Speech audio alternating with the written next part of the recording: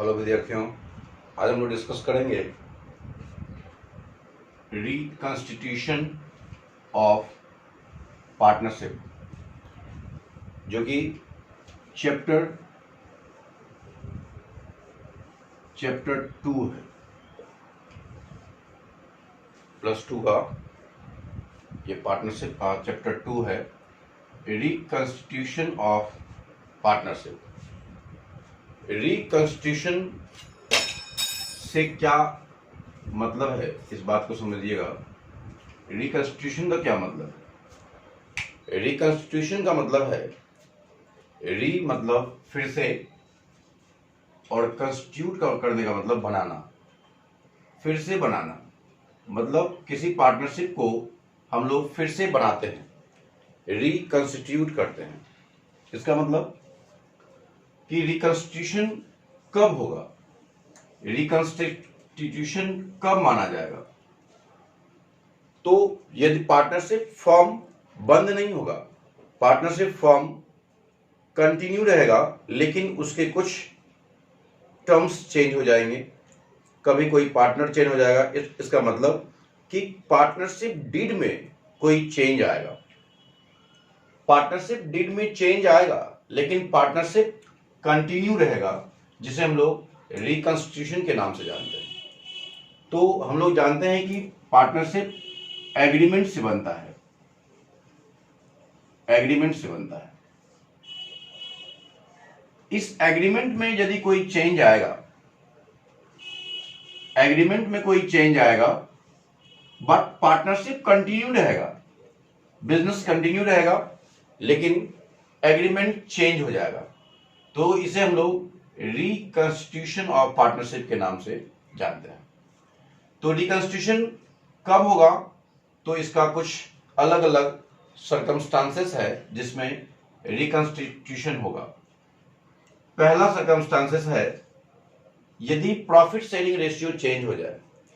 यदि पार्टनरशिप में पार्टनर्स के बीच का प्रॉफिट शेयरिंग रेशियो चेंज हो जाए, जो पहले प्रॉफिट जिस रेशियो में डिस्ट्रीब्यूट कर रहा था, अब उस रेशियो में नहीं डिस्ट्रीब्यूट करेगा। आपसी समझौते से, म्यूचुअल कंसेंट से यदि प्रॉफिट शेयरिंग रेशियो चेंज हो जाए, प्रॉफिट शेयरिंग रेशियो में कोई चेंजेज लाया जाएगा, तो ये भी आपका रिकंस्टिट्यूशन का पार्ट होगा। तो पहला आपका होगा circumstances, change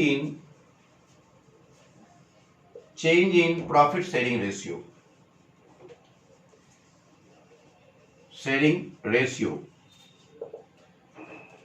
among partners, change in profit sharing ratio among partners. Partners के बीच में प्रॉफिट शेयरिंग रेशियो चेंज हो गया, तो लेकिन बिजनेस कंटिन्यू एग्जिस्ट कर रहा है, बिजनेस कंटिन्यू चल रहा है, तो आपका इसे हम लोग बोलते हैं रिकंस्टिट्यूशन। तो ये पहला केस है। दूसरा केस ये भी हो सकता है कि यदि कोई पार्टनरशिप फर्म में एडमिट हो जाए, किसी पार्टनर का, न्यू पार्टनर का यदि एडमिशन हो जाए, तभी इसे हम लोग रिकंस्टिट्यूशन कहेंगे। तो ये दूसरा हो जाएगा, admission of new partner, admission of new partner. कोई नया पार्टनर फर्म में एडमिट हो जाता है, तो भी रिकंस्टिट्यूशन कहलाएगा। तीसरा है retirement of any partner.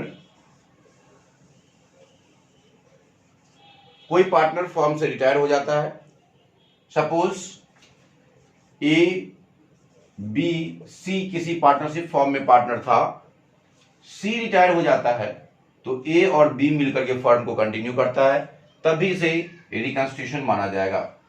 Admission के केस में भी सपोज ए और बी पार्टनर था और सी यदि पार्टनरशिप में इंटर करता है, तो ये भी आपका एडमिशन का केस था। चौथा केस है, यदि किसी पार्टनर की डेथ हो जाती है और जो रिमेनिंग पार्टनर है वो फर्म को कंटिन्यू करता है, तो इसे भी हम लोग रिकंस्टिट्यूशन ऑफ पार्टनरशिप कहते हैं। डेथ ऑफ एनी पार्टनर, किसी पार्टनर की डेथ हो जाती है तो ये भी एक रिकंस्ट्रक्शन का पार्ट माना जाएगा। और नेक्स्ट है amalgamation. Amalgamation of two firms. यदि दो फर्म अमलगमेट कर जाए, सपोज किसी फर्म में ए एंड बी दो पार्टनर है और दूसरा फर्म है जिसमें सी एंड डी दो पार्टनर है। अब ये चारों मिलकर के एक नया फर्म बनाता है, ए बी सी डी चारों मिल करके। तो दोनों फर्म जब मिल जाती है तो जिसके कारण भी रिकंस्टिट्यूशन होता है, दो की फर्म कंटिन्यू चल रहा है लेकिन अमलगमेशन हो गया। तो इस तरह से यदि पार्टनरशिप डीड में कोई चेंज लाते हैं हम लोग, फिर से उसको हम लोग बनाते हैं, पार्टनरशिप डीड को फिर से क्रिएट करते हैं, फिर से कंस्टिट्यूट करते हैं, तो इसे हम लोग रिकंस्टिट्यूशन के नाम से जानते हैं। तो रिकंस्टिट्यूशन के केस में क्या क्या होगा?